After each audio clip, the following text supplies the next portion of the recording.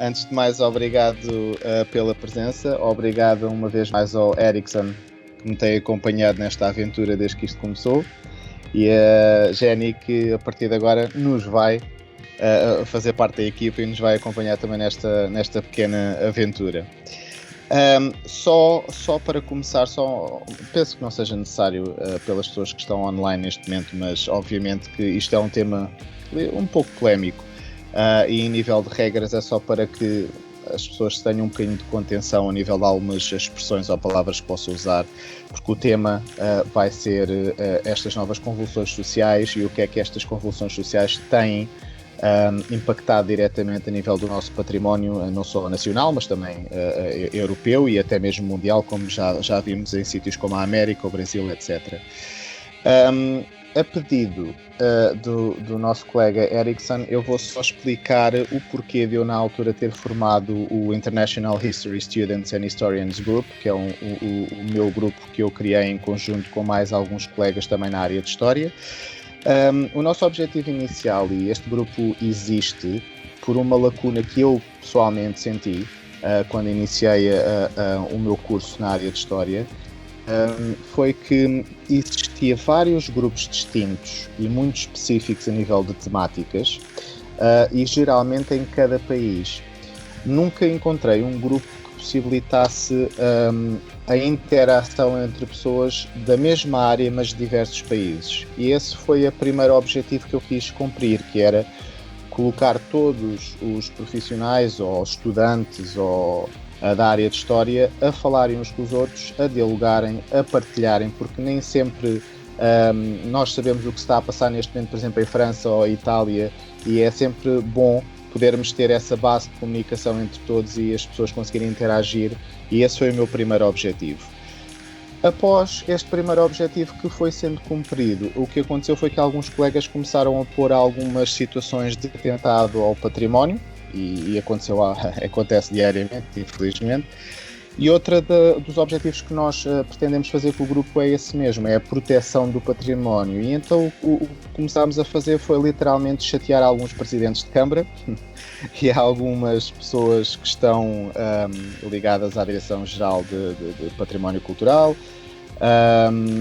E já tivemos inclusive diretores de museus, que eu, como é óbvio, não vou dar os nomes por uma questão de cortesia e de respeito, mas que já nos ligaram até a explicar o que é que se está a passar, o que é que eles necessitam e o que é que não está a ser atribuído, e já temos algumas inamizades em algumas câmaras, mas tem estado a funcionar bem, porque temos estado a fazer alguma pressão, mesmo tendo a plena consciência que possivelmente não conseguiremos atingir o objetivo maior, que seria proteger aquele património, mas pelo menos de consciência tranquila vamos dar o máximo possível e chatear o máximo possível, que é a única arma que nós temos, para ver se isso consegue ser feito. E então estamos também em fase de término de um projeto que é um website que nós criamos, que vai ter um mapa interativo. Qualquer pessoa vai poder clicar no mapa na região específica e, por exemplo, dizer que há um património em perigo naquela área para nós podermos investigar. Existem algumas novidades que vão surgir entretanto, e se forem tendo em atenção o nosso grupo no Facebook, vão ver que vão existir mais novidades no futuro próximo. Para já, estamos agora envolvidos neste projeto também com entrevistas e com alguns diálogos, como nós chamamos-lhe, rumos do diálogo, que nos está a dar um prazer enorme, e temos a possibilidade de entrevistar professores e pessoas excepcionais. Hoje decidimos mudar um pouco e irmos mais para uma vertente do diálogo entre nós, em vez de estarmos a entrevistar uma pessoa. E neste aspecto específico, acho que ninguém é melhor como a Jenny para nos falar um pouco sobre esta situação toda com o património, não é, Jenny? Então, assim, para já queria agradecer o vosso convite e vou dizer já que estou um bocadinho nervosa, e como já vos tinha confessado antes, por esta primeira participação, e é com grande prazer que a faço, com grande gosto e com muito entusiasmo mesmo. Acho que é um projeto pela dinamização e pela envolvência e por todos aqueles que estão envolvidos e por aqueles que nós esperamos envolver. Acho que é um projeto que pode trazer muito para nós, no campo académico, no campo pessoal, em todos os campos. Relativamente ao tema de hoje, e passando já, porque senão vamos estar aqui à volta disto, relativamente ao tema de hoje, aquilo que eu queria, no fundo, transmitir foi a primeira coisa que eu vi quando começaram as primeiras convulsões, quando começaram as primeiras reações à morte daquele cidadão americano, em que isto logo a seguir passou de um simples protesto contra a violência policial para passar a ser um movimento antirracismo. E onde é que o movimento antirracismo foi bater exatamente naquelas coisas que para nós, que estudamos história, nos são, eu não vou dizer queridas, porque nós não é que nós tenhamos um gosto ou um amor por aquelas coisas, mas porque são evidências para nós, são ecos, são evidências do nosso passado.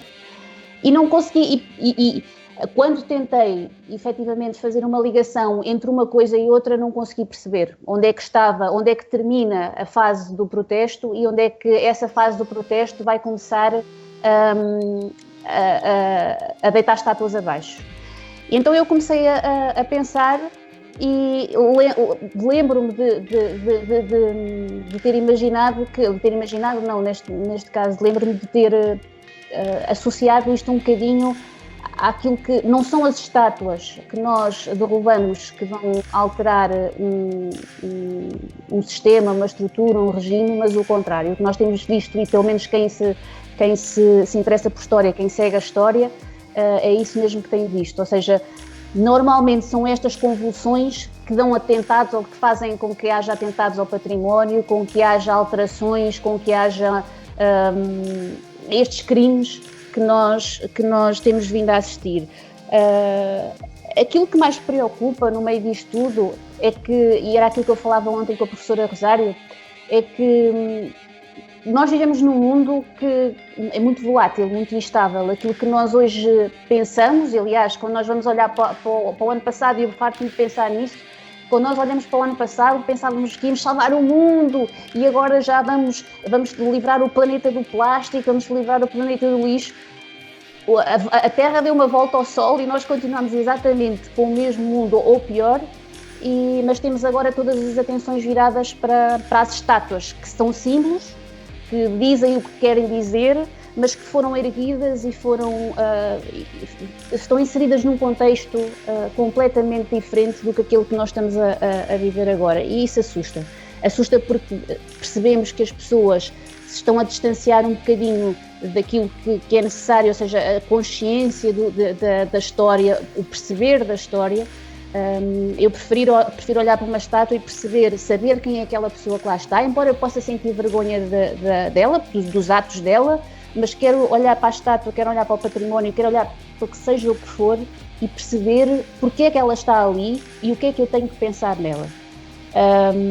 E depois, num mundo em que nós cada vez mais, e porque a Revolução Francesa trouxe-nos isso mesmo, trouxe-nos o lema da igualdade, dos direitos, de todas essas coisas que nós queremos defender no fundo, e todas estas manifestações, estes protestos têm vindo a defender a igualdade, a justiça, e vamos atacar exatamente esses mesmos pilares que nós estamos a defender num movimento, ou seja, é contraditório. Se tiver alguém que seja muito racista e que queira mandar abaixo uma estátua do Martin Luther King, pode fazê-lo. E com que direito é que vou ser eu a dizer que não o pode fazer? Porque a partir do momento em que nós achamos que derrubar uma estátua é normal, nós vamos ter que começar a aceitar o facto de que queimar um livro é normal, vamos começar a aceitar o facto de que a censura é normal, vamos começar a aceitar o facto de que o mundo se tem vergonha de assumir aquilo que fez e não o consegue contextualizar. E isso é uma coisa que sinceramente me mete muito medo, exatamente pela forma como nós não somos capazes de lidar com o passado, muito menos estamos a conseguir lidar com o presente, ou seja, nem sequer conseguimos ser coerentes com nós próprios e perceber o perigo que nós estamos em que nós estamos a cometer, né? Onde é que nós nos estamos a meter no fundo.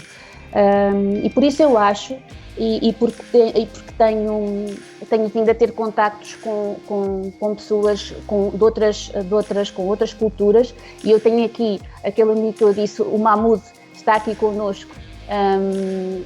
Pelo menos a cultura do Médio Oriente, ela está ali, e eu vejo que nós, ao final de contas, nós temos,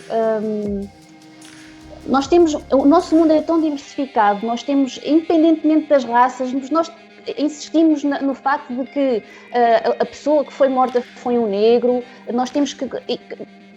Aliás, nós vivemos num mundo cheio de diversificado, certo? É um mundo diversificado que teve momentos históricos, que ergueu monumentos, que deitou abaixo monumentos. Normalmente, em todas estas convulsões, existem momentos de tensão que dá para a destruição, e nós, como estudamos a história, nós temos essa noção do que é que nós perdemos. Nós temos a noção, aliás, nós não temos a noção do que é que nós perdemos quando o cristianismo começou a ser uma religião, começou a ser a religião no Ocidente.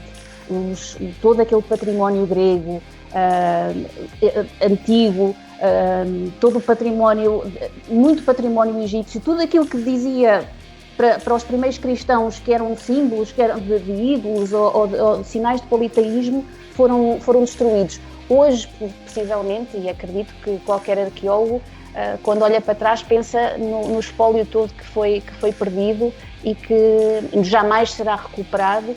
E o que é que ele nos poderia contar? Queimar um livro, derrubar uma estátua, nós não estamos a derrubar um regime, não estamos a derrubar símbolos, e mais um dos exemplos que eu gosto muito de chamar aqui é exatamente os campos nazis, os campos de concentração nazi. Eles existem porquê? Eles não existem porque eles não estão a comemorar a vitória ou os crimes que o Hitler cometeu, mas estão a celebrar, pelo menos a tornar presente na memória desses mesmos crimes e das injustiças que foram cometidas. Eu cheguei a perguntar uma vez a alguém que defendia a queda das estátuas, eu cheguei a dizer que se calhar para os alemães era muito mais bonito mandar um daqueles campos abaixo, construir lá um jardim, uma coisa bonita que homenageasse no fundo o povo judeu que aí morreu, mas nós deixávamos de ter uma lembrança, porque aquilo não é, aqueles campos não são um posto de turismo, aquilo é uma chamada de consciência das pessoas. Por isso, para terminar esta minha, pelo menos para já, esta minha intervenção, eu acho que seria muito importante cada vez mais as pessoas terem acesso, e desde pequeninos, se calhar, contextualizar as pessoas na história e na história mundial. E é por causa disso que eu falo na diversidade, na nossa diversidade, porque nós muitas vezes focamos no Ocidente, nós temos o Oriente, nós temos todo o mundo inteiro onde nós podemos colher informação, colher a nossa história, ver as nossas origens, perceber onde é que nós estamos, para evitar exatamente que se chegue a pontos destes, que muitas das casos acredito que as próprias pessoas, quando estão a deitar a estátua abaixo, nem saibam que pessoa que ela representa, ou quem é, ou o que é que essa pessoa fez. Eu acho que vamos chegar a esse ponto. Se não chegarmos ao ponto de acusarmos o nosso primeiro rei de ser islamofóbico, porque ele andou a combater os mouros, um dia destes ainda vamos dizer que nós devíamos derrubar as estátuas deles porque ele era contra os mouros. Por isso acho que há de haver aqui, isto preocupa-me, porque mostra que a população está muito... Estamos aliados um bocadinho do que se passa, não só da história, mas da própria realidade. Acho que é um momento conturbado, acho que, como dizia quando eu falava ontem com a professora Rosário, acho que não vai ficar por aqui, infelizmente não vai ficar por aqui. E se nós continuarmos a alimentar estas campanhas de violência gera violência, isto parece um chavão, mas na realidade é o que está a acontecer, e nós não só vamos cometer os mesmos erros que cometemos no passado, como vamos destruir ainda mais e mais depressa tudo o que nós queremos preservar para o nosso futuro e lembrar para o nosso futuro. Para já, era esta a minha participação. Obrigado, Jenny. Antes de passarmos para um debate, por assim dizer, para uma conversa, vou também passar a palavra ao Erickson, ao professor Erickson, que ele também tem algo para acrescentar. Não é, professor? Olá, boa tarde a todos os outros, sejam bem-vindos aí, né? Bem, sobre a fala que a Jenny bem colocou, né? E o que é justamente essa abertura também que o João fez, eu acho que cabe aqui justamente a nossa preocupação enquanto grupo de estudantes, né, grupo internacional de estudantes, por isso que eu acho de tamanha importância e relevância o João ter feito aí essa introdução. O trabalho que a gente já vem desenvolvendo com alguns colegas, né, ou até mesmo na figura do próprio João, essa iniciativa de proteção do patrimônio histórico, os lugares de memória, né? Toda essa herança, todo esse legado aí que esse patrimônio já vem chegando até nós, né? E toda essa história, toda essa identidade, memória que perpassa os tempos e vem chegando aí até nós, como bem colocou também a Geni. Só que justamente pensar o nosso momento, contextualizar um pouco a respeito de alguns pontos importantes. Por mais que essa memória, esse patrimônio represente algo que ficou ali, né, para aquele momento, ele foi institucionalizado, ele foi criado ali, foi colocado naquele lugar justamente numa determinada época, num determinado momento, né? E muito provavelmente naquele momento a história foi escrita, né, como de costume pelos vencedores, e fez com que simbolizasse ou fizesse simbolizar a figura ou a imagem daquela estátua, daquele patrimônio, daquele documento, monumento, enquanto parte daquele pensamento vigente que ocorria ali naquele momento, né? Então, justamente pensar no nosso contexto atual, antes de mais nada, a gente deve levar em consideração a luta e a resistência desses povos, né?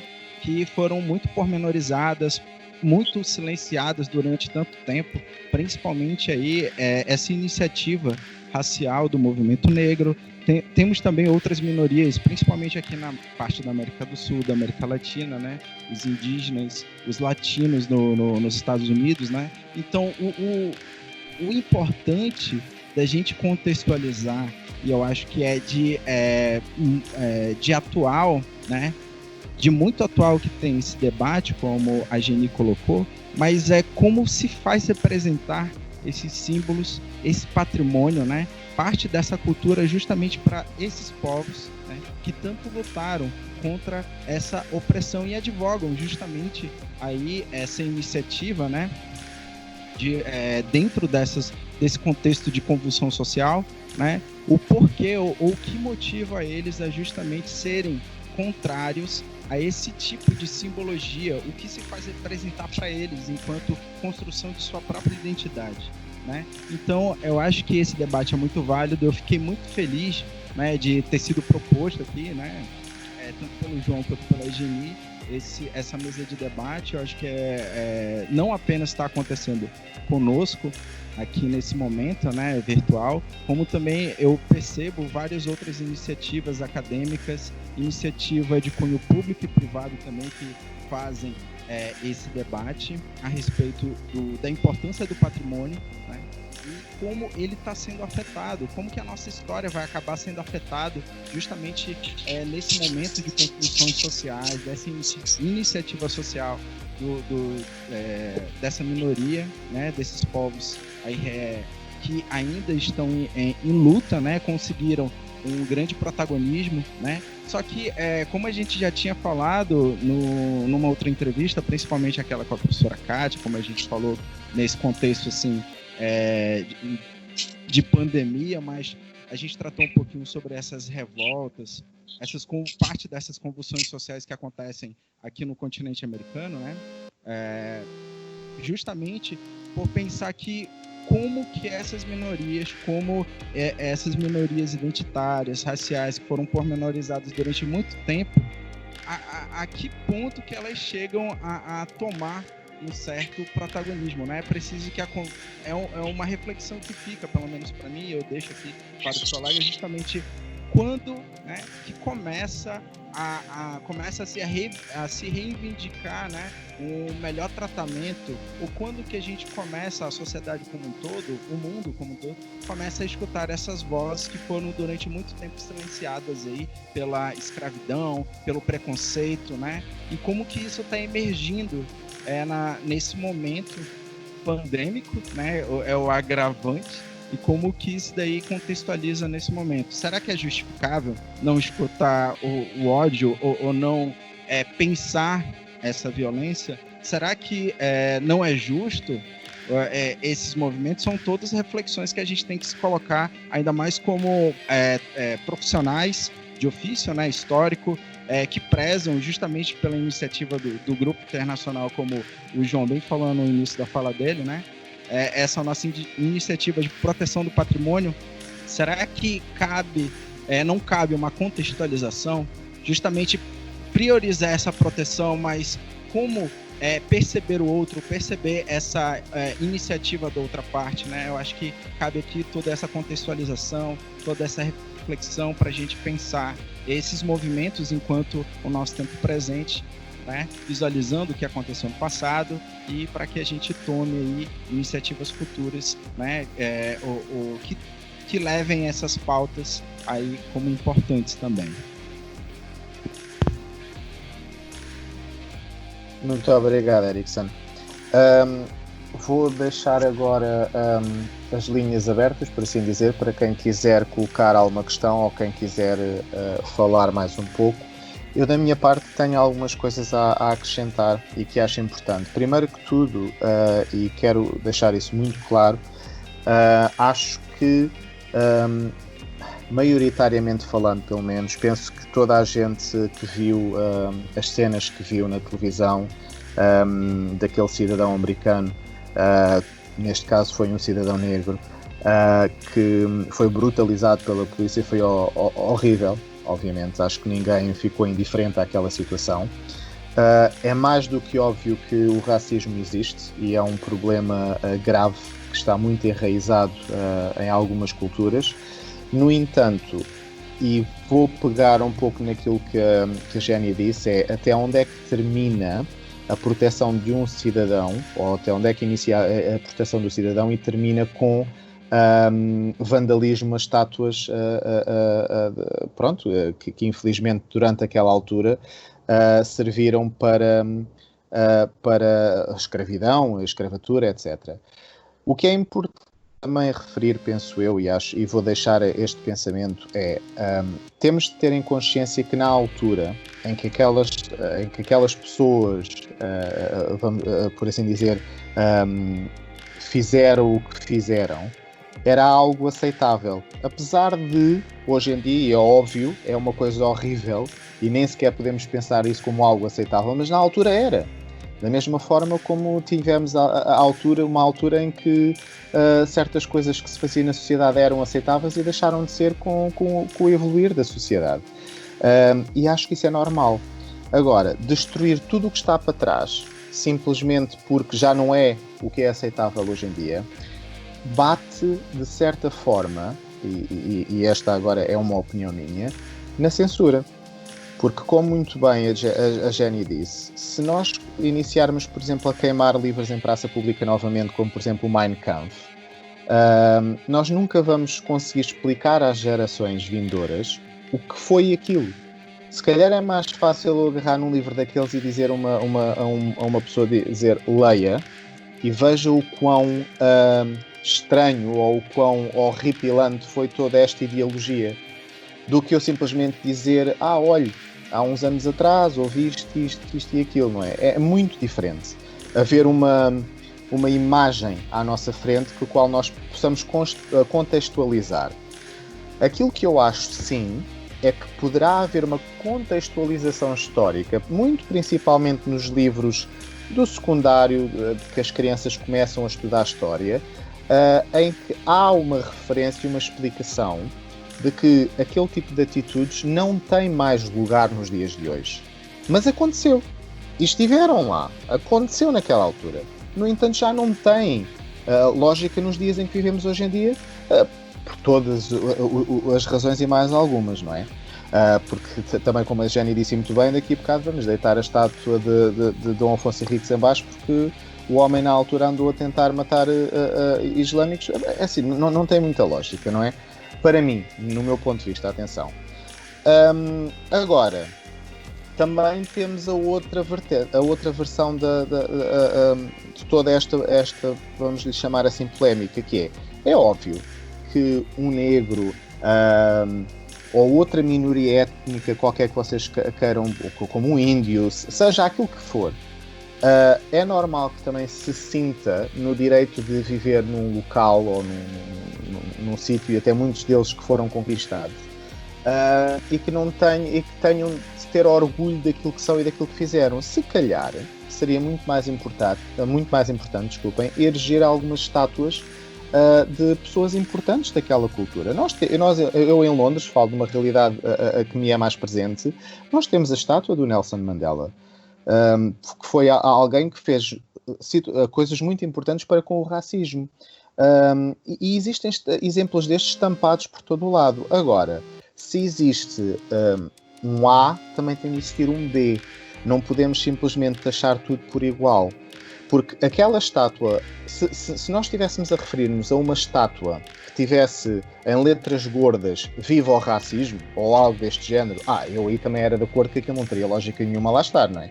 Agora, se nós temos uma estátua de uma pessoa que, em dada altura, fez o que fez, porque era o século em que aquela pessoa estava a ver, era o que era aceitável, era o que era a norma na altura, e digo-vos já que se calhar daqui a mais 50 ou 100 anos o que nós estamos a fazer aqui se calhar não vai ter lógica nenhuma também para muita gente, mas no entanto aconteceu.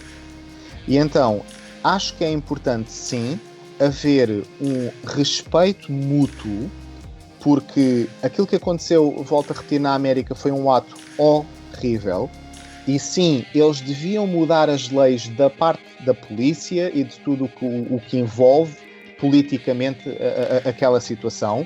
No entanto, não acho que sejam propriamente as estátuas que tenham culpa ou as estátuas que foram gerar que um polícia completamente louco decidiu fazer aquilo a um ser humano, seja de que cor seja. E como tal, é isto que eu quero deixar aqui para ponderação, que é até que ponto é que uma estátua que representa um certo período da história servirá de, não vou dizer desculpa, mas servirá de um descontrolo e vou pôr o ódio sobre esta estátua como se isso fosse resolver o problema, que não vai de todo. Acho que há coisas enraizadas e com muito mais importância que deveriam ser discutidas, não só a nível político, de leis e tudo mais, do que propriamente as próprias estátuas. Eu vejo que a professora Rosário gostava de colocar uma questão e eu vou então passar a palavra à professora Rosário. Por favor, professora. Obrigada. Eu queria, em primeiro lugar, dar-vos os parabéns por esta iniciativa que é extremamente louvável. Queria dar os parabéns à Jenny por esta introdução que foi a matar, e foi muito bem. E queria, como é meu apanágio, deixar aqui uma provocação. Pronto, eu sou assim.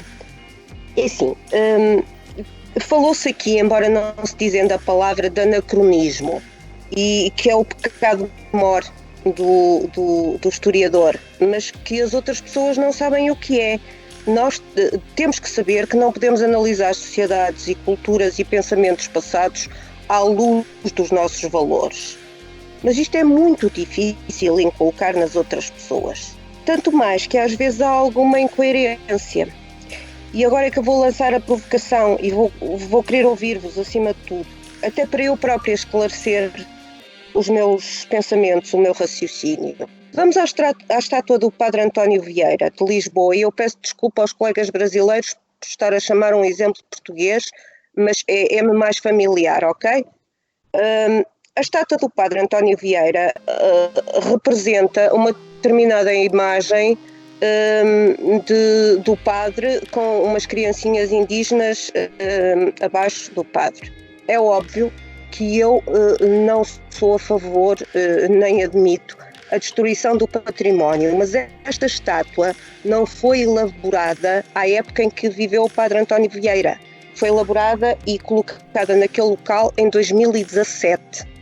Ou seja, em 2017, a representação que se faz de uma realidade substancialmente anterior ainda é algo paternalista. Algo, entre aspas, colonialista. Terá sido por isso que aquela estátua foi, em particular, alvo da violência? Podia ser aquela outra qualquer. A questão é que a representação que se faz de uma figura histórica não é feita no seu tempo, mas é feita muito a posteriori, com valores que se querem inculcar para aquele tempo. E agora aqui eu gostaria de saber, por exemplo, Jenny, o que é que acha disto? É que esta estátua não foi feita na altura. Eu tenho... Foi feita... Diga, desculpe. Não, continue, conclua. Não, como o padrão dos descobrimentos e tudo aquilo foi feito durante a exposição do mundo português, em pleno Estado Novo português. Portanto, também se molda a história e a representação dos ícones históricos um bocado à medida do que se quer transmitir num determinado momento. É verdade. O que é que achas, Jenny? Eu tenho uma teoria. E é uma personagem histórica que eu admiro muito, que é Eufliates, antes de Péricles, que representa a democracia. E ele foi assassinado porque exatamente ele era incorruptível, ou seja, ele achava que os direitos e os deveres dele seriam os mesmos direitos e os mesmos deveres de qualquer cidadão.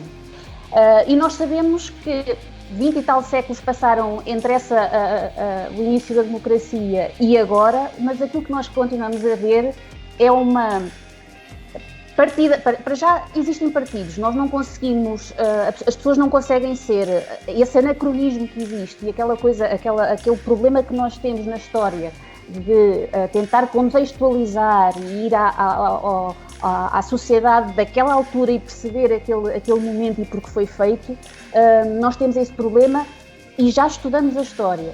Quanto mais nós nos afastamos desses conhecimentos e quanto mais nós nos afastamos de querer conhecer e perceber o que é que se passou na história para entender o presente e para perceber o que é que poderá ser o nosso futuro, mais nós nos distanciamos destes pequenos temas.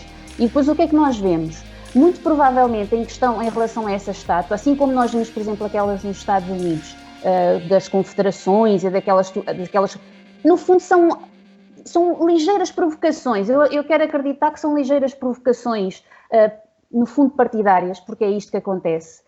Porque nós não conseguimos separar nós não conseguimos ser como a democracia que Eufliates defendia, nós não conseguimos ser imparciais. E é isso que falta nos dias de hoje. E por isso, essas partidarizações vão querem criar determinados contextos, definem ondas, definem tendências. Nós ou somos de esquerda ou somos de direita, nós não temos de estar no meio. É isso que eu sinto um bocadinho.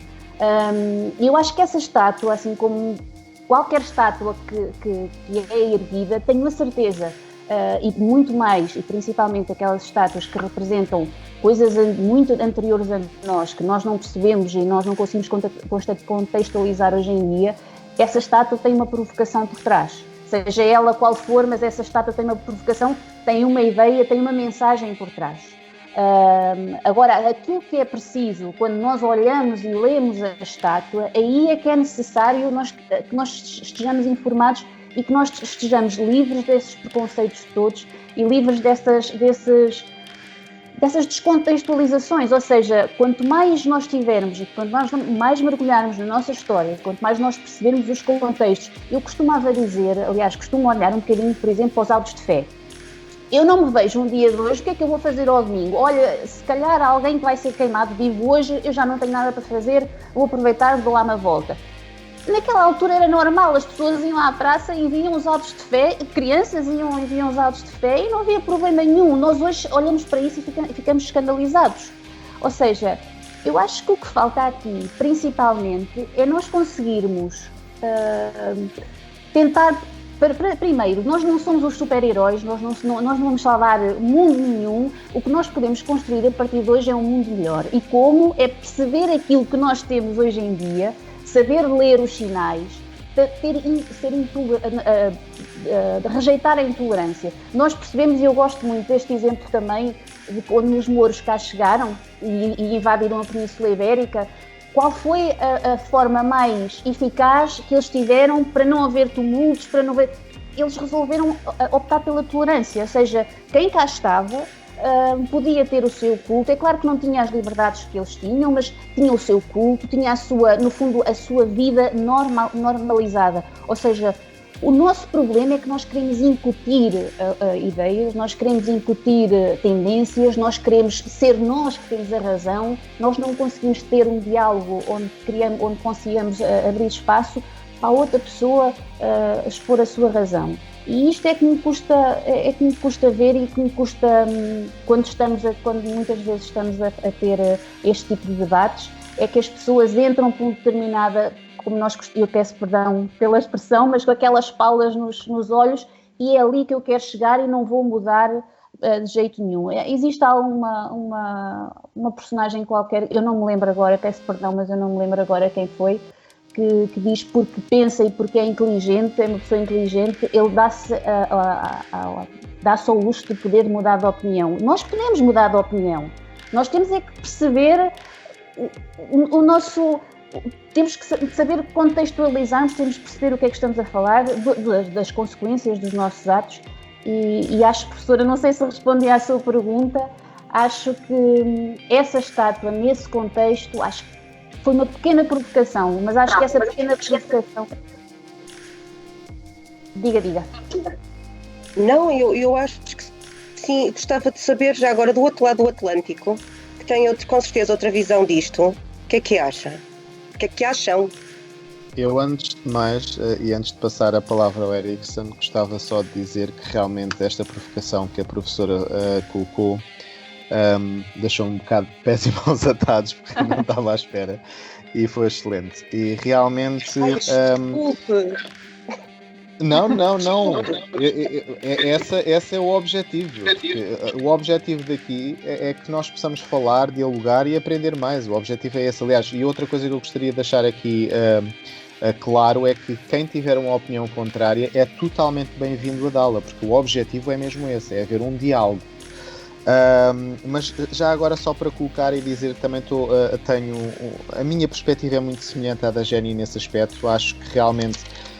E obviamente que as estátuas que foram construídas após a época delas, vamos assim dizer, também acho que seja uma provocação certa ou errada, mas no entanto, volto a repetir, se aquela estátua de alguma forma nos dá alguma informação histórica ou representa algo histórico, explicando algum período, desde que seja bem contextualizada, não vejo também maldade, por assim dizer. No entanto, como é óbvio, se eu vir, por exemplo, uma estátua em que esteja o Padre António Vieira, se estivesse com o pé em cima de uma criança indígena, aí já seria uma coisa completamente diferente.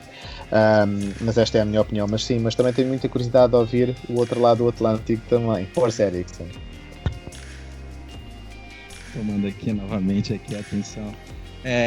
Foi muito emblemático esse exemplo que a professora trouxe, e eu queria colocar em foco aqui o que tu acabou de falar, João, sobre o pé em cima de uma criança indígena. Eu partilhei contigo uma imagem que eu coletei do Facebook sobre uma estátua do Hernán Cortés na Espanha, que fica Só peço desculpa, Erickson, só para que as pessoas saibam, essas imagens, se os participantes forem ao chat, podem ver essas imagens que eu já disponibilizei. Isso.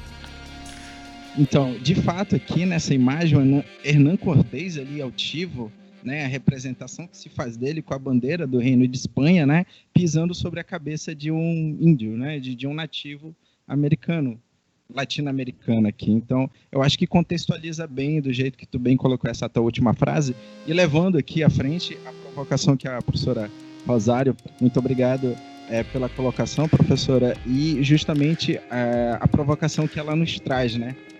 Eu gostei muito da fala da Jenny, né? Toda essa preocupação que a gente deve ter. Eu acho que aqui eu vou organizar essa reflexão. Eu peço até desculpas, porque muito provavelmente eu vou me estender alguns minutos a mais. mas aqui eu vou organizar ela justamente pensando na problemática do que a gente tem nos dias de hoje, né? Como se origina esse problema que a gente já bem debateu aqui, que eu acho que foi justamente essas convulsões sociais, mas levando sempre, lógico que não é meu lugar de fala, mas levando sempre a cabo a importância de como que ela vem a aparecer nos dias atuais, né?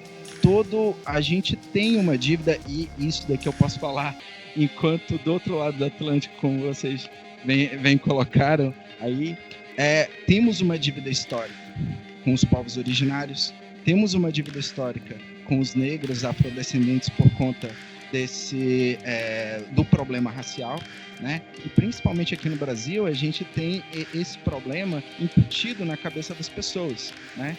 E o que vale sempre salientar é como a professora colocou, essa representação a priori. Eu acho que eu me dediquei justamente a organizar o meu pensamento e a minha fala nesse ponto, que é a área que eu estou acostumado a trabalhar, né? As representações simbólicas, como essas imagens são criadas no mental, no cultural, né? Que perpassam o cultural, e como que isso daí são concretizadas, né? Essas permanências mentais que são construídas devido ao processo histórico, né?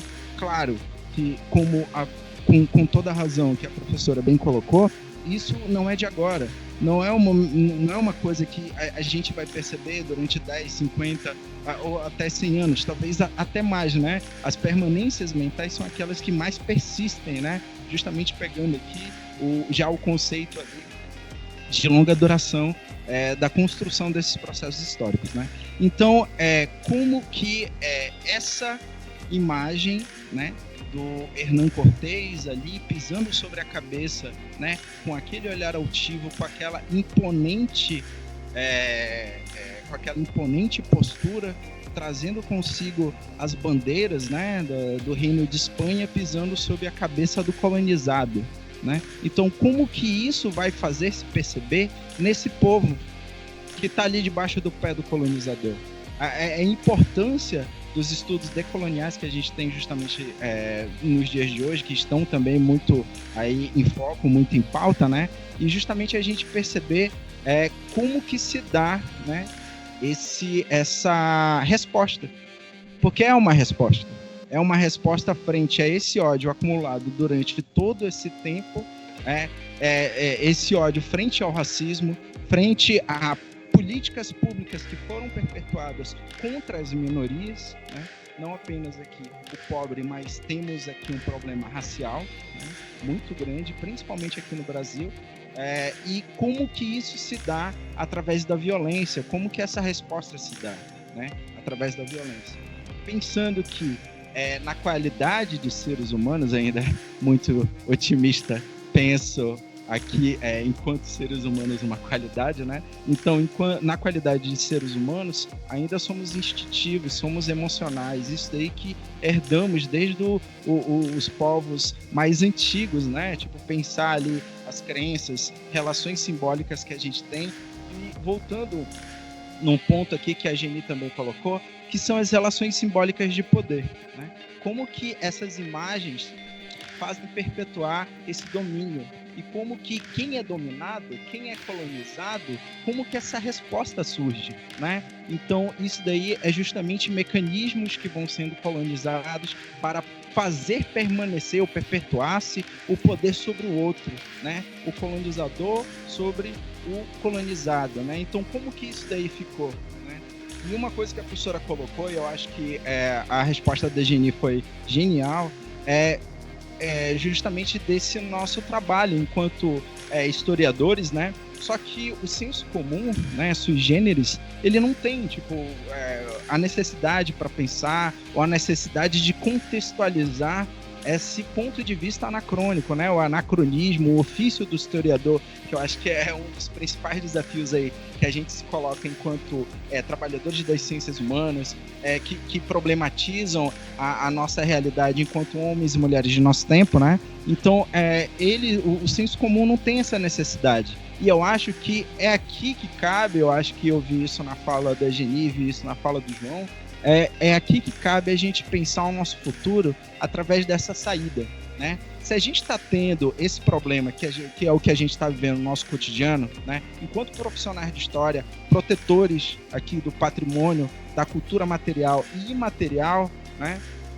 Enquanto trabalhadores desse ofício, né? Cabe a nós, né? O próprio Mark Bloch, no Apologia da História, ele também já falava desse quesito, esse contraste entre profissional de história e educador, né? Como que a gente deve levar isso daí para a sala de aula? E um mecanismo de primordial importância, que foi o que o João falou, que ele tocou nesse assunto, é sobre como isso é visto pela juventude no material didático, né? Nos livros didáticos dentro das salas de aula. Como que os jovens percebem esse tipo de representação, as estátuas, né? Por exemplo, como que eles veem esse lugar de memória e como que a gente, enquanto educadores, no meu caso também, como que a gente consegue passar isso para eles ou fazer eles construírem um senso crítico a respeito desse patrimônio, né? E eu acho que é aqui que a gente tem a nossa saída.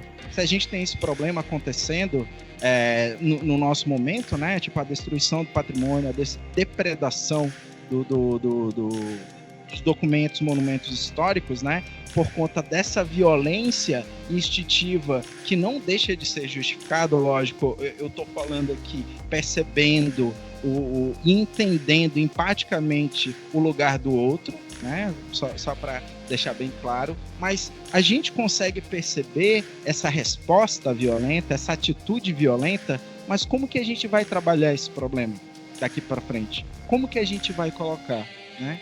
Como que a gente vai fazer contextualizar? Quais são as políticas públicas que a gente deve cobrar do governo ou de um governo, né? Principalmente para que isso seja evitado, que essa destruição, né, seja destruição do patrimônio, destruição dessa memória, né, seja evitada, mas também que a gente não tenha ou perpetue esse culto da imagem ao que faz se representar aí, tipo, e ataca, né, identidades que foram silenciadas, a identidade das minorias, né? Então, como que a gente trabalha isso daí? E, na minha ligeira opinião, eu acho que é justamente através da educação. Por isso que eu acho que foi importante a Geni ter falado, o João ter colocado também. Então, o que eu vejo enquanto vivendo esse momento, enquanto educador, é justamente a gente...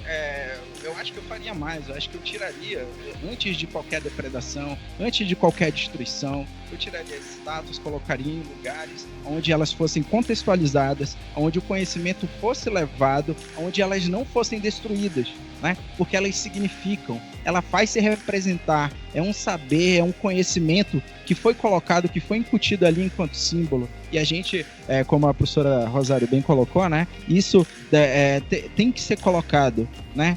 Tem que ser colocado. Se uma pessoa, se uma minoria se sente ofendido por ter aquela imagem numa praça pública, então que se retire a imagem, leve-se a um lugar de memória, a um museu, que leve-se num momento ali, num lugar e num momento onde que seja contextualizado, para que seja trabalhado em prol da educação, do saber, e que assim as novas gerações, como a professora colocou, né?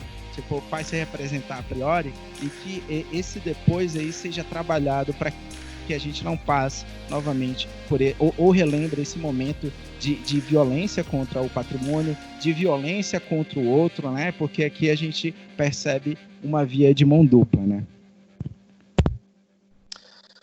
Obrigado, Erickson.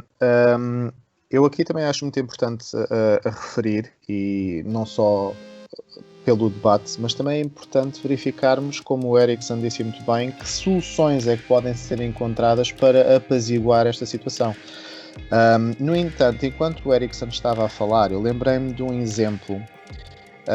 Uma das viagens que eu fiz, fui a Praga, e existia lá uma sinagoga e estava uma exposição em relação ao nazismo.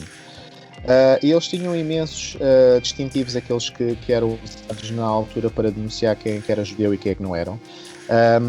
E isso estava tudo exposto para quem se quisesse ver no local de culto deles, porque eles acharam importante que aquilo lá estivesse para sensibilizar as pessoas e dizer, ok, isto foi o que nos aconteceu, isto é o que não pode acontecer mais. No entanto, não apagaram essa parte da história. Eles acharam importante mostrar ao mundo aquilo existiu. Aquilo é verdade, existiu. Nós passámos por isto. Houve X, Y, Z pessoas que morreram por causa disto. Por outro lado, a nível da profissão como historiador, e corrijam-me se estou errado, o historiador é alguém que relata o que se passou na história. O juízo de valores passa a ser usado quando olhamos para isso pelo nosso ponto de vista pessoal e quando passamos a... Porque é difícil uma pessoa não ter uma opinião sobre algo, por mais que nós nos tentemos distanciar como historiadores ou futuros historiadores, é difícil não haver uma opinião ou um cunho pessoal. No entanto, é também importante, como o Erikson frisou, que devam haver, se calhar, políticas ou algo que possa ser cobrado ao governo, no sentido de tentar usar o que existe, como é o caso de estátuas e tudo mais, mas contextualizar. Não sei até que ponto é que será que remover as estátuas de uma praça e colocá-las no museu será a melhor opção, mas porventura, por que não colocar uma explicação histórica ao lado dessa estátua? Haver uma explicação histórica vai contextualizar aquela situação. E ao mesmo tempo penso que durante os primeiros anos letivos de uma criança, principalmente da primária, depois o básico e o secundário, se houvesse realmente a nível ou uma disciplina de cidadania, que penso que já existe hoje em dia, mas principalmente na vertente histórica, se nós pudéssemos englobar uma opinião, não uma opinião, mas um ponto de vista em que isto que se passou foi algo horrível, para que as crianças com o tempo vão entendendo que aquilo existiu, sim senhora, mas que não é de todo o que deveria acontecer hoje em dia, e se calhar mudar ligeiramente as políticas a nível de ensino para que haja mais informação e que as crianças, seja qual for a raça, entendam que aquilo que se passou-se, mas que no entanto não vai continuar, ou não deveria continuar a existir neste futuro. Em termos da contextualização das estátuas, concordo com o Erikson. No entanto, penso que os governos deviam arranjar uma política ou uma forma realmente de contextualizar aquelas estátuas, mas ao mesmo tempo acalmando um pouco a população, porque a população também não pode chegar ao ponto em que tudo o que aconteça nós passamos para uma destruição imediata de tudo e de todos, porque aquilo que passa por um fenómeno que eu acho que é extremamente válido e estou de acordo, que é o antirracismo, começa a misturar-se com a destruição, o que pode deturpar um pouco a mensagem que é passada, porque certamente que toda a gente consegue ter compaixão e compactuar com a situação do que se passou na América e dizer não, aquilo foi horrível, mas de repente se ao mesmo tempo nós temos pessoas a destruir montras e a roubar coisas e de repente a destruir as estátuas, acho que mina um bocado a ideia do que e o importante a tirar de tudo isto, não é? Portanto, acho que deve haver contenção em ambos os lados, mas principalmente, e concordo novamente com o Erikson, acho que deve haver uma contextualização, possivelmente estátuas mais recentes possam ser tramitadas para outro local, ou que haja uma placa que informe um pouco da história, o que é que aquilo deveria representar, mas no entanto as estátuas mais antigas ou os monumentos mais antigos já lá estão desde sempre. Penso que não esteja propriamente muita lógica de se colocar aí, de se destruir tudo e apagarmos a história por si só. Vou dar agora só a palavra ao Pedro, porque o Pedro quer participar nesta nossa conversa. Força, Pedro. Tá. Olá a todos, não sei se estão a conseguir ouvir. Tudo bem? Pronto. Eu tenho que estar aqui a ouvir-vos com atenção. Apontei algumas palavras que foram ditas, uma pela Jenny, outra por ti, nomeadamente quanto à destruição das estátuas, em que se falou que tudo neste momento agora é partidário e que devíamos ser imparciais e recorrer ao diálogo. E tu até acabaste de dizer ambas as partes, não foi o que tu falaste. Pois eu acredito que para haver diálogo é preciso haver voz, primeiro. E, na verdade, estávamos a falar, por exemplo, da questão dos indígenas e estamos a esquecer de uma questão que é a autodeterminação dos povos. Há, na verdade, uma aniquilação cultural completa. Eu vivi no Brasil também. No Brasil não se ensina o idioma indígena, que são vários. Não se ensina. Há uma desconexão completa com a cultura indígena. Na verdade, há uma assimilação de uma cultura que se... e podes-me corrigir que és brasileiro, que se rege por um padrão europeu. Pronto, engloba vários povos, vários grupos étnicos, mas há uma história contada pelo prisma europeu, eurocêntrica. É uma perspectiva da família real brasileira com origem na Europa, dos povos europeus que lá chegaram.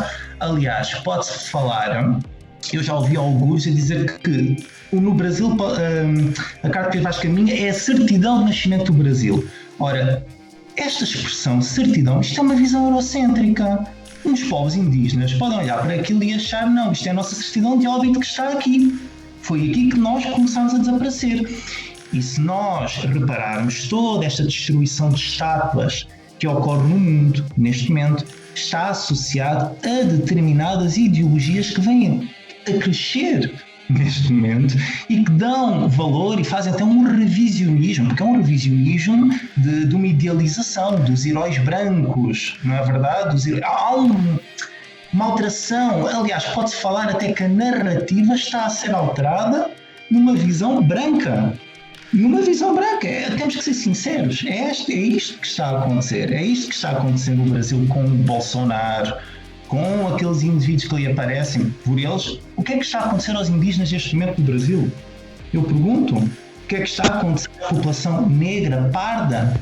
Onde é que estes indivíduos estão? A maioria não está precisamente nos subúrbios das grandes cidades. Uma pessoa que vai ao Brasil e conhece o Brasil, eu ando ali acho que é a Avenida Paulista, não sei se foi, eu vivo em São Paulo, na Avenida Paulista vejo muito bem que a pobreza tem cor.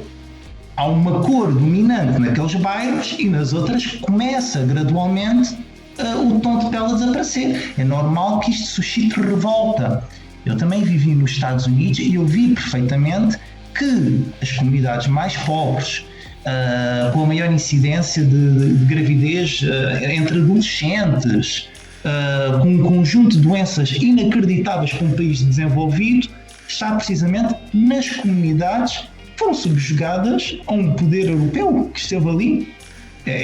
São os descendentes. Então a minha pergunta, e mais é um comentário, é o seguinte: é impossível criar um diálogo quando uma das partes não tem voz.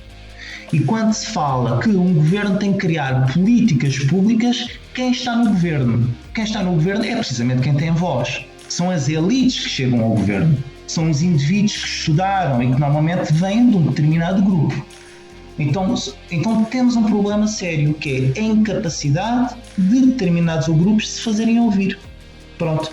E já agora também podemos falar de uma monocultura, ou seja, de uma cultura dominante europeia que se espalhou, cria ramificações, variações, pronto, mas que se impôs. Pronto, é este o meu comentário, tá? Com licença. Obrigado, Pedro. É importante e realmente reafirmo aquilo que estás a dizer, mas vou passar ao Erickson, que ele há de certamente conseguir ter uma opinião muito mais formada nesse sentido, mas só 3 pontos que eu gostaria de reforçar. O primeiro, acho que tens toda a razão, a questão é de haver voz, e eu compreendo isso, é normal. Claro que tem de haver voz, porque se não houver essa voz também não há mudança. Aliás, todas as mudanças que existiram até hoje foi porque houve voz.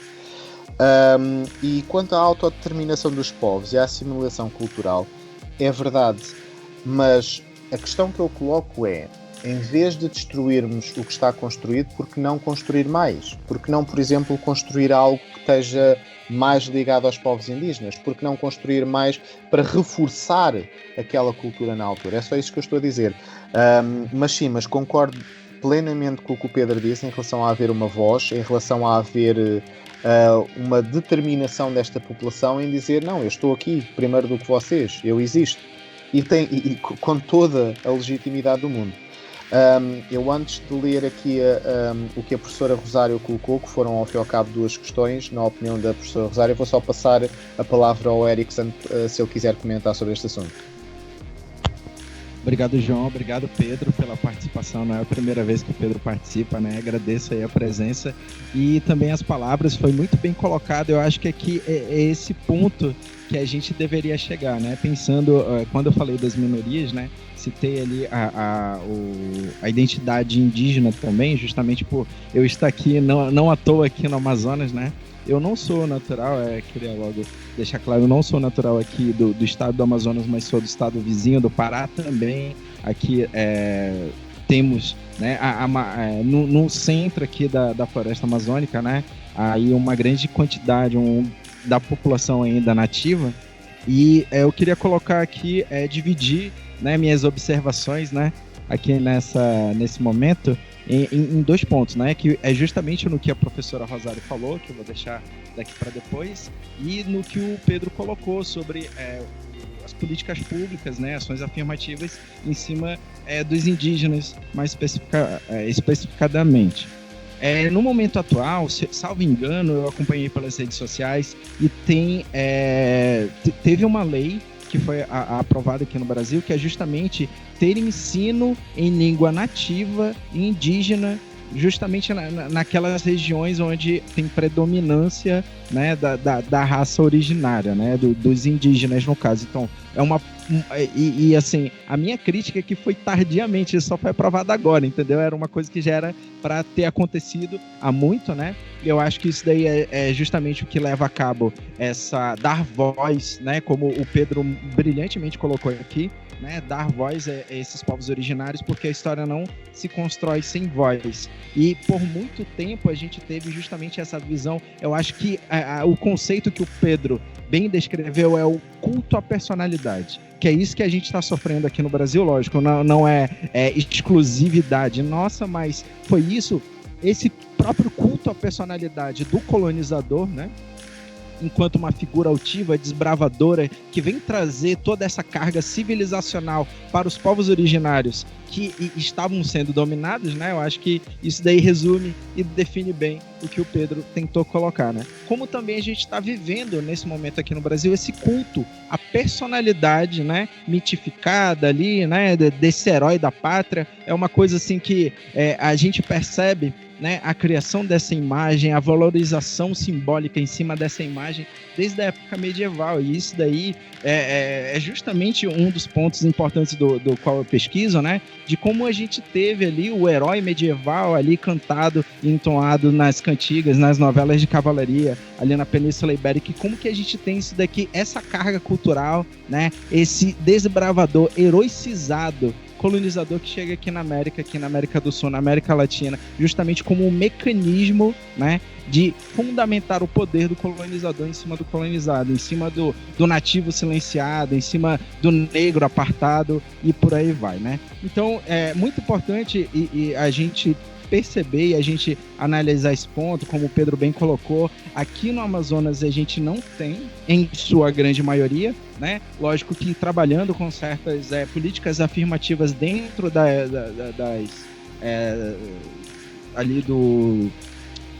das delimitações indígenas, né? Lá eles têm uma educação da língua natural, da língua nativa, e na própria Universidade Federal a gente também tem um trabalho, né, ali muito difundido, né, dando essa importância a essas línguas nativas, originárias, dos povos originários indígenas. Eu acho que isso daí é sempre muito bom, importante exaltar o conhecimento, a pesquisa na academia, e é uma coisa que aqui no Brasil a gente está passando, né, justamente por essa crise dentro da educação, não apenas a educação da academia, né, nível superior, mas a educação básica em si, né, a gente está sofrendo muito nesses últimos anos, e não à toa, principalmente agora, nesse momento em que a gente está passando aí por esse aparelhamento, né, através das iniciativas do Ministério da Educação.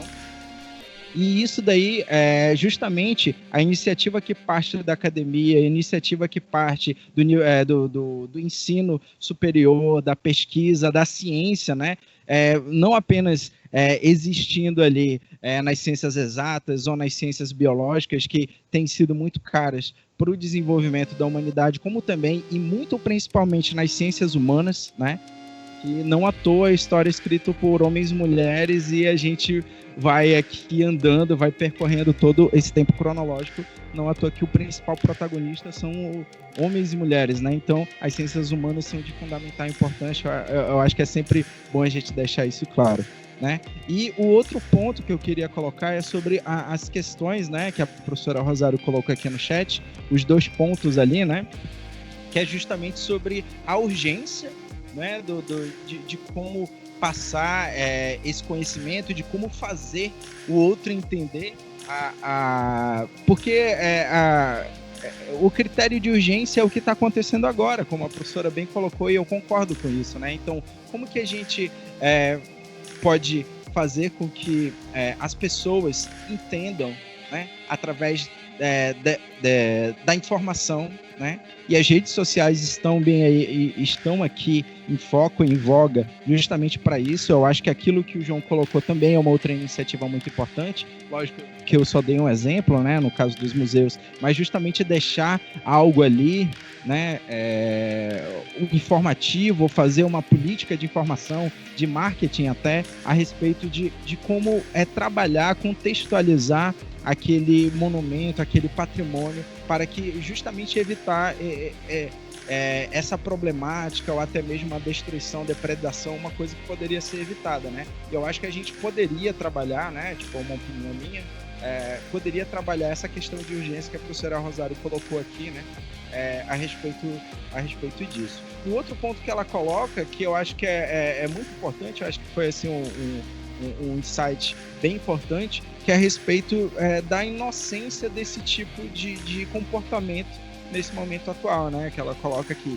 em termos letivos do básico, né? A disciplina de história tem cada vez menos tempo letivo. E não apenas aí, aqui no Brasil, a gente está... são momentos obscuros para a educação, justamente em pensar que o nosso próprio ministro da Educação vai às ruas e chega e fala que ele não quer ver antropólogo, filósofo ou qualquer outro ali das ciências humanas, né, usufruindo dos recursos financeiros públicos para se formar, né? Então, e aí a gente já vê, né, a crise que a gente passa, a crise por parte do ensino, da educação, e com certeza muita gente fala isso. Eu acho que o próprio Darcy Ribeiro, né, que falava isso daqui, um pensador brasileiro, né, que esse tipo de política é um projeto, né? Diminuir o acesso à educação, principalmente pelos mais pobres, pelos que mais precisam, diminuir o acesso à educação de qualidade, diminuir o acesso à educação pública e diminuir o nível de instrução, o nível de informação, tirando ali a compartimentação das ciências humanas e dotando o currículo do ensino básico com mais ciências exatas, justamente para focar ali no mercado do trabalho, nos mundos do trabalho, formar técnicos, né, que vão produzir ali, fazendo gerir todo aquele movimento capitalista, né, focar no trabalho, formar pessoas, formar novos jovens para o trabalho e não para pensar, né? Eu acho que se enquadra aqui o questionamento do que a professora Rosário bem colocou. Eu só dar uma opinião relativamente ao ensino, e eu acho isto um bocadinho, e a Sandra, que também está connosco aqui em direto, nós já comentámos sobre isso. Nós ainda hoje, quando estamos a estudar a história, ainda nos estamos a basear muito nos historiadores que viveram um contexto específico também e que fazem a história mediante o seu contexto. Eu acho que falta também um bocadinho à história e ao ensino da história, falta arejamento, ou seja, nós não podemos continuar, eles continuam a ser grandes historiadores, continuam a ter teorias, e as escolas deles são profícuas em conhecimento e formas e técnicas e tudo, mas também tiveram um contexto, assim como as estátuas, também tiveram um contexto, e hoje em dia, numa sociedade que se vive cada vez mais rápida e com alterações cada vez mais dramáticas, porque são alterações dramáticas que se vivem de um momento para o outro, eu acho que também acho que chegou a altura de nós revermos a forma do ensino da história. E eu chamo aqui à questão Alexandre Herculano, que criticava exatamente a romantização daquela coisa do milagre de Ourique, aquela coisa que se fazia em relação às origens do reino de Portugal. Ou seja, existe também na história um bocadinho uma parte da narrativa histórica que, se calhar partidária ou não, mas que de certa forma promove estas alterações, aliás, estas divisões entre a minha forma de ver a história e a forma do outro ver a história. Eu acho que quando nós falamos, aliás, eu lembro-me quando era mais pequenita e via quando comecei a ter as primeiras aulas de história e quando nos falavam das grandes viagens dos portugueses, dos descobrimentos, engrandecia-se, efetivamente engrandecia-se, ou seja, nós éramos os conquistadores, nós éramos os maiores, coitadinhos, íamos lá colonizar e é o que nós ainda hoje temos muito na nossa ideia, é que vamos lá colonizar e vamos civilizar aquelas pessoas todas. Aquilo que nós temos que desconstruir é exatamente isto, porque estas pessoas já tinham uma comunidade, já tinham tinham uma cultura, tinham uma religião, tinham uma língua, como diz o Erikson, tinham essas coisas todas que nós fomos, do fundo, destruir. Nós fomos impor a tal supremacia, como diz o Pedro, nós no fundo fomos impor esta nossa ideia que o branco civilizado é dono de todo o conhecimento e todo o saber, ou seja, nós superiorizamos nessa altura, a história continua, fora como foi escrita também, e eu assim eu percebi este tema,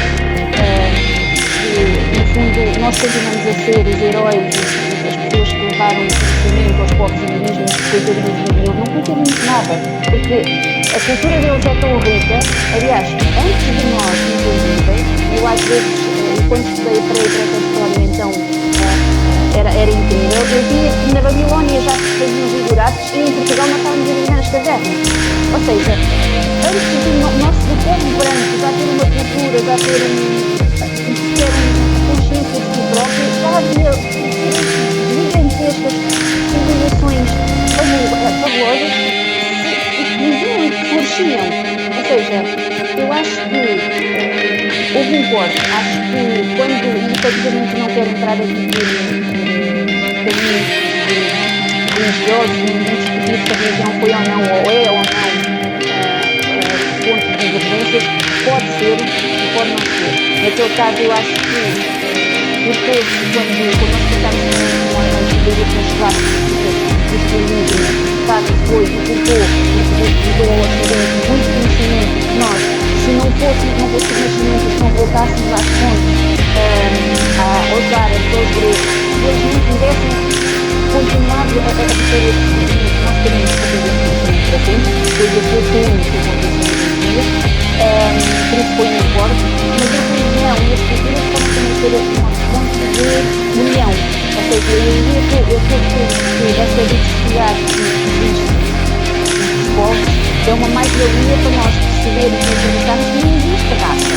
A nossa raça nós somos um ser humano. A raça deveria ser apenas para descrever uma pessoa, porque eu quero descrevê-la para a polícia, porque eu quero descrevê-la porque está a ser avaliado por um médico. Mas quando nós estamos a falar diretamente, quem foi morto não foi um cidadão negro, quem foi morto foi um cidadão. Ponto. Porque nós quebramos impérios, nós quebramos, aliás, deitámos abaixo impérios, nós deitámos abaixo ditaduras, mas nós continuamos a não deitar abaixo os nossos preconceitos. E eu acho que aí, nesse preconceito, na nossa visão fechada de história, continuamos a guardar na memória os nossos heróis, os valentes de civilização, as valentes civilizações que foram conquistar os povos indígenas. Eu acho que isso tem que ser descontinuado. Eu acho que começa um bocadinho por aí. Acho que esta é a minha opinião relativamente à forma que a gente poderia pensar e como essa voz poderia chegar até aqui. Eu quero ouvir. Obrigado, Jenny. Eu subscrevo tudo o que a Jenny disse, porque acho que foi o mais importante de principalmente reter aqui é possivelmente, antes de começarmos a destruir estátuas, se calhar destruir os preconceitos. Essa sim, acho que é a parte mais importante e acho que é nisso que nos devemos centrar. É também de referir os parênteses que a professora de Rosário colocou do será inocente, que também daria mais pano para mangas em termos de conversa. Mas sim, não, eu também não acho que seja inocente, e realmente a diminuição destas horas de história vai um pouco àquilo que eu disse anteriormente, porque se eu acho que é importante haver uma contextualização histórica, se eu acho que é importante haver uma explicação aos meninos desde pequenos do que é que aconteceu, o que é que não deveria acontecer hoje em dia, por assim dizer, é importante haver horas de história para isso poder ficar bem explicado e bem justificado. Penso que, no geral, acho que somos todos de acordo com uma coisa, que é o racismo é algo abominável, e que realmente tem de haver medidas que possamos usar no que diz respeito a tentar combater esta situação. Não penso eu, e agora é só a minha opinião, obviamente, já não é seja pela destruição, mas sim pelo diálogo, e pela destruição sim, mas acho muito importante também que a Jenny usou de um arejamento histórico, que acho que foi excelente. Acho que vou começar a usar esta palavra daqui para a frente. Gostava de perguntar também aos restantes aqui online se mais alguém quer colocar alguma questão, e se sim, podem pelo microfone, ou se escrever, se preferirem não falar, para podermos encerrar esta nossa sessão, que isto daria pano para mangas, nós estaríamos aqui horas e horas a falar, mas que é para isso, não a parte do Brasil, que eu sei que já almoçaram, mas a nossa parte para o pessoal também ir jantar, não é? Não há.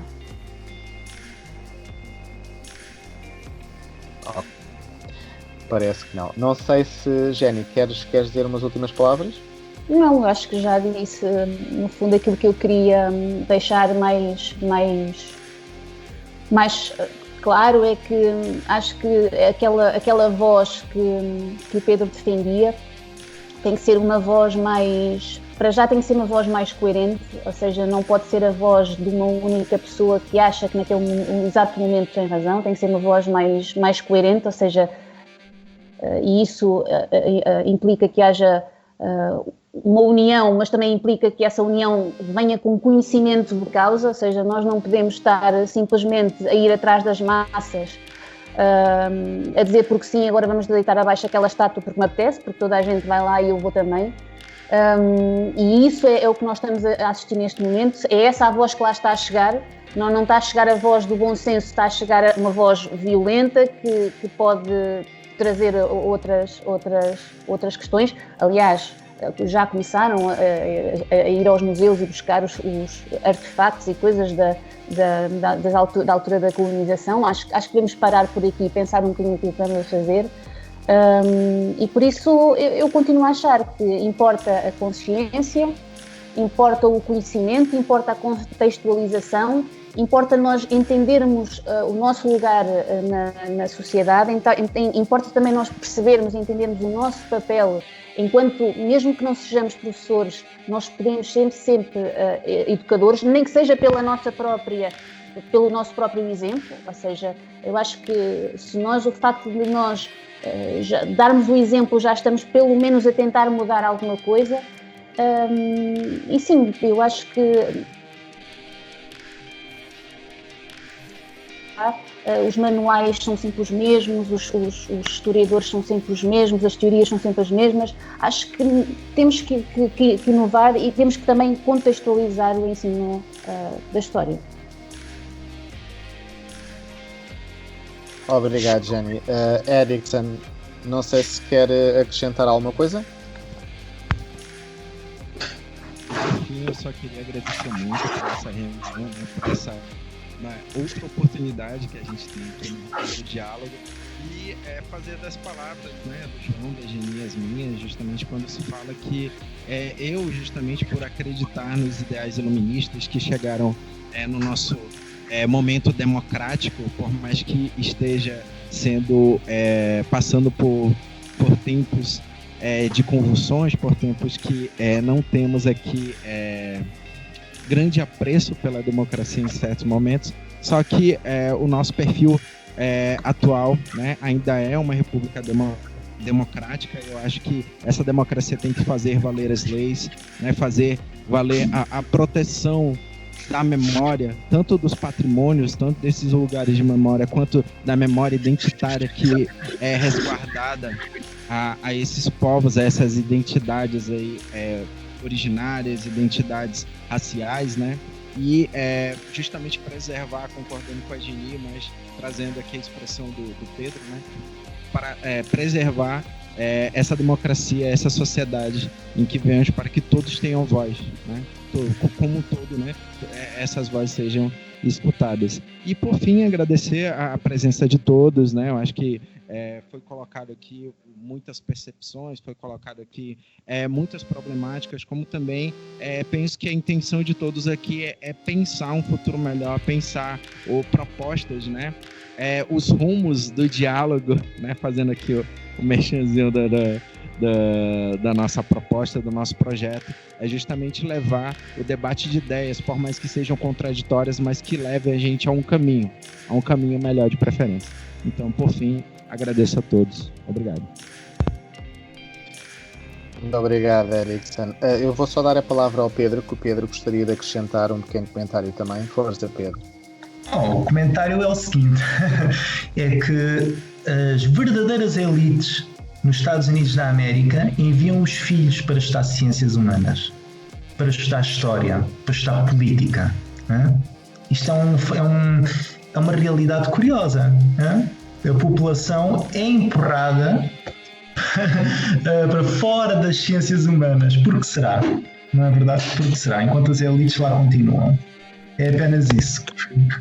Só fazer um adendo e indo aqui, acompanhando no que o Pedro acabou de trazer aqui, essa informação, foi no jornal hoje pela manhã, isso daqui é bem atual mesmo, que eu vi falar, teve uma fala, eu não me recordo de quem disse, desculpa, mas fazendo essa paráfrase aqui, que é justamente que nesse tipo de situações, principalmente no contexto atual, nesses governos que ainda se prezam pelo caráter antidemocrático, né, mandam seus filhos para estudar em núcleos de conhecimento, né, ciências humanas, né, ciências políticas, né, foi justamente o que o Pedro colocou.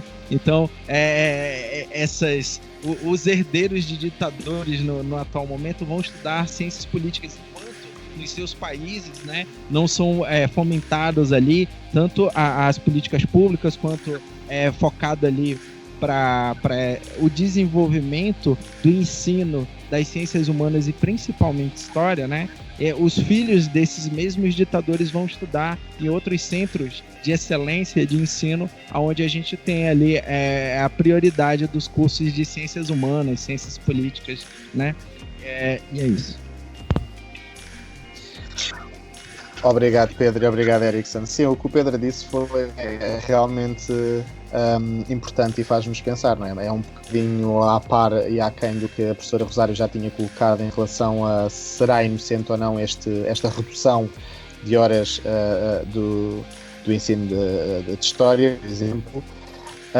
E é isto que me faz concluir, na minha opinião, obviamente, que penso que seja, e ponho muitas nisto que eu vou dizer, as armas deveriam ser montadas sim às políticas, para tentarmos fazer uma mudança de raiz do que é que pode ou não vir a ser o ensino da história e o quão importante isso será nas gerações vindouras, esse impacto.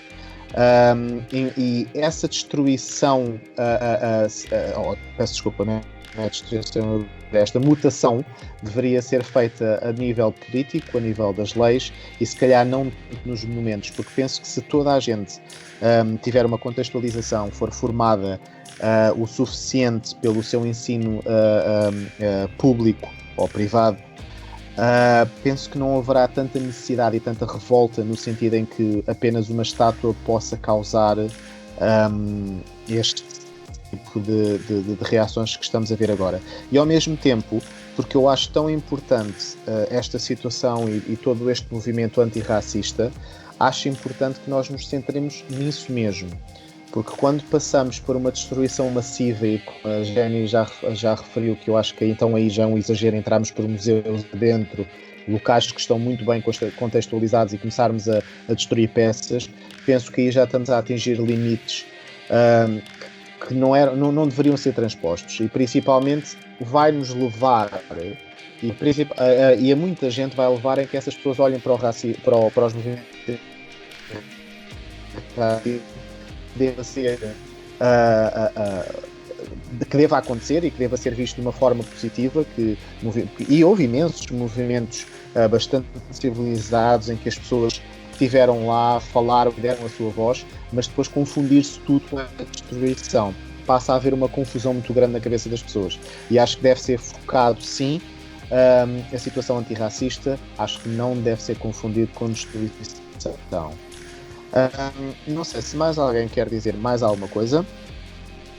Segundos, a ver se há mais algum colega que se queira manifestar. João, eu estou calado, eu só queria. Força. Eu sou aluno do primeiro ano de História, portanto estou calado, estou só a ouvir o que vocês estão a dizer, e foi a primeira vez que eu estive no encontro online de História, e gostei muito, aprendi muito com vocês, e vou levar a reflexão para depois. Obrigado. Para mim também foi a primeira vez. Obrigado, Nelson. Olha, aquilo que acabaste de dizer agora foi, para mim, já valeu tudo o que nós estamos a fazer, porque este é o objetivo, é mesmo trazer alguma reflexão e trazer um bocado a história, e usando novamente a expressão do arejamento histórico que a Jenny usou. Acho que é esse o nosso objetivo, e tu dizeres isso já me deu um prazer imenso termos tido esta ideia e termos construído isto. Obrigado, a sério.